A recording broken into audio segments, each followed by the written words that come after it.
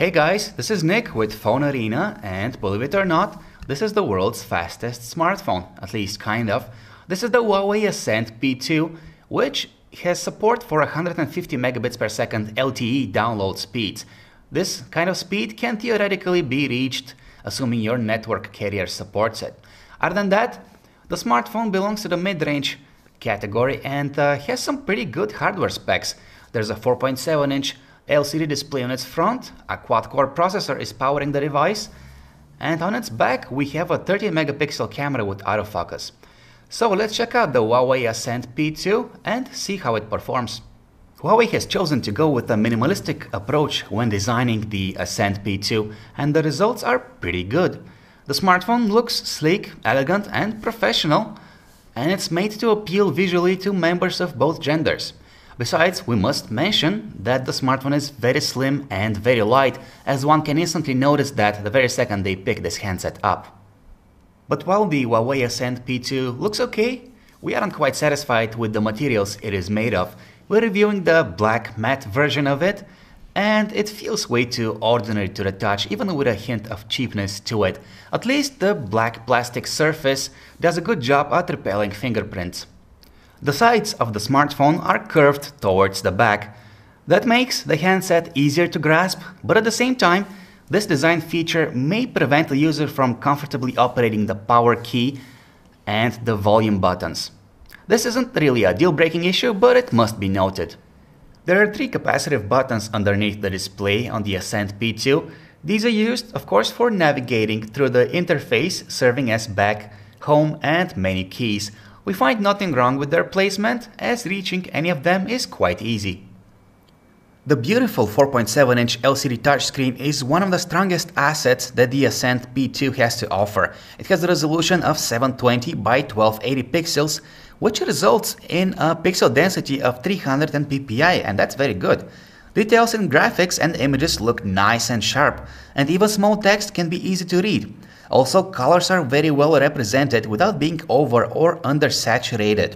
And while we find nothing wrong with their calibration, there's a menu in the settings list that allows one to adjust the color temperature. Gloves mode is a neat feature that can be toggled on when it's needed. Basically, it makes the screen extra sensitive, allowing you to use it even while wearing gloves. The Huawei Ascend P2 comes running Android 4.1.2 out of the box, and its interface has been heavily customized. What you actually see is Emotion UI 1.5 by Huawei, which brings along a number of personalization options. One of them is the selection of themes, which range from colorful and cartoonish to plain and simple in appearance. Furthermore, the user is free to pick among several different lock screens, and the wallpapers can be set to shuffle randomly at specific intervals of time. Functionality has not been overlooked either. The notification bar hosts a number of toggle buttons which can be rearranged according to the user's liking. That's a common and welcome modification. Also, there are different profiles that can be set, changing the phone's volume settings and whatnot depending on whether the user is at home, outdoors or in a meeting. Unlike most other Android interfaces that we've come across, Emotion UI doesn't have an applications drawer. Instead, the icons for the installed applications are listed right on the home screen in a manner inspired by iOS. That contradicts with Android's design principles, but nevertheless, we don't find this feature annoying at all. In fact, we're sure that some people will like this UI better because of its simplicity.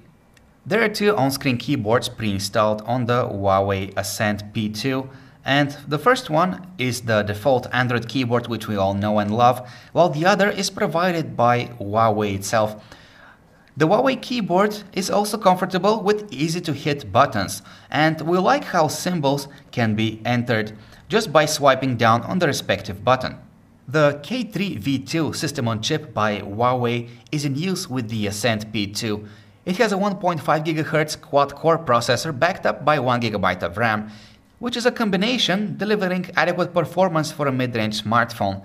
The chip is obviously by no means a benchmark crusher, but in reality it is powerful enough to get the basic tasks done. Navigating through the interface feels smooth in general, with slowdowns occurring only on rare instances, when exiting or switching between heavy applications, for example.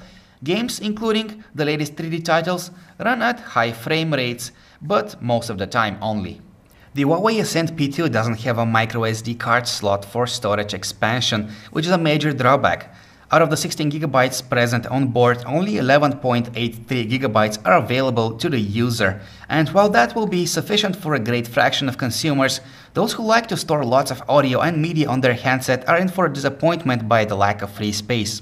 We have the default Android web browser loaded on the Huawei Ascend P2 out of the box. This means there are no extra browsing tools added by the manufacturer. Just the default set of features are in stock, such as support for multiple tabs, embedded YouTube videos, saving pages for offline use, and the likes. The application's performance is satisfactory but not quite perfect, as even though pages are rendered fast, switching between them might take a while. The alternative web browsers that we tried didn't really perform any better. In theory, the Huawei Ascend P2 is capable of reaching peak download speeds of 150 megabits per second, which is crazy fast by today's standards, but most LTE networks across the world cannot really provide as much bandwidth. But it is good to know that the smartphone is future-proof, at least in that respect. There are several ways of launching the camera app on the Huawei Ascend P2, and one of them is by using the shortcut on the lock screen. The other one is by double tapping the dedicated camera shutter, which is located on the lower right-hand side of the device. Speaking of which, the two-stage camera key is really comfortable for use while taking photos and video. The shape of the device, however, doesn't really feel optimal for the purpose. So this is the camera user interface on the Huawei Ascend P2. It is definitely not short on features, and the arrangement of its menus is easy to get used to. With its 30 megapixel camera, the device can take panoramic photos and 10 full resolution shots in just a second. There's also an HDR option for both photos and video, although we weren't really happy with the results. As for the actual photos taken with the Huawei Ascend P2, they're mostly okay as long as there's enough light to work with. The high-resolution sensor can capture objects in detail, and the presence of digital noise is kept well under control. Color representation is on the neutral side, which is good, but the dynamics range leaves room for improvement. Shooting in low light yields photos that are definitely noisier with lifeless colors, while the LED flash fails to provide enough light to illuminate the frame. We have definitely seen better 1080p videos out of other 13 megapixel cameras. Captured at 1080p resolution, the videos by the Ascend P2 are passable but could have been smoother and with more detail. Indoor videos taken in low light are noisy and sometimes out of focus. Here's the music player that is loaded on the Huawei Ascend P2. It can list the loaded songs by artist or album name, and it will display album art as well. The mandatory lock screen controls and home screen widget are also present. There are several cool tricks thrown in as well, such as the lyrics support and the ability to set any song as a ringtone. The built-in Dolby Digital Plus feature serves as an equalizer with lots of presets. The best thing about the video player on the Ascend P2 is that it handles any video file format we threw at it. Any video sample that we tried ran perfectly at up to 1080p resolution, and with its beautiful large screen, the smartphone is definitely suitable for watching video. This video player application, however, is extremely basic and has no advanced features whatsoever. Phone calls made using the Huawei Ascend P2 sound loud, clear, and natural through the phone's earpiece. The microphone also works well, although it does sound a bit sharper at higher frequencies. No static or background noises disturb the conversation during calls. There's a 2420 mAh battery inside the Huawei P2, and chances are that its battery life won't disappoint you. Just keep in mind that the battery is sealed and cannot be replaced. The device is rated for 12 hours of continuous talk time on 3G networks, or it should last through 11 days of standby time. There is a way of increasing the battery life of the device, but that depends on what mode you have the device set in. There are several modes depending on whether you value battery life or performance. Also, there is a way of tweaking which applications are loaded on startup. So in conclusion, the Huawei Ascend P2 is an okay mid-range Android smartphone. Of course, it is far from being the ultimate device of this class, but it definitely gets the job done, and it doesn't have any major drawbacks, with the exception of the lack of a microSD card for storage expansion. This beautiful 4.7-inch display is definitely the thing we like the most about this device, followed by the slim profile and the lightweight body. So if these are the features you value the most, then the Huawei Ascend P2 likely won't disappoint you. Of course, there is a number of alternatives you should check out before getting the Huawei Ascend P2. For example, the Sony Xperia SP is a great similarly priced mid-range Android smartphone with a large high-resolution display and a capable processor. If design and appearance are your cup of tea, then you can check out the Huawei Ascend P6, which is currently the thinnest smartphone in existence, and it would be an excellent choice.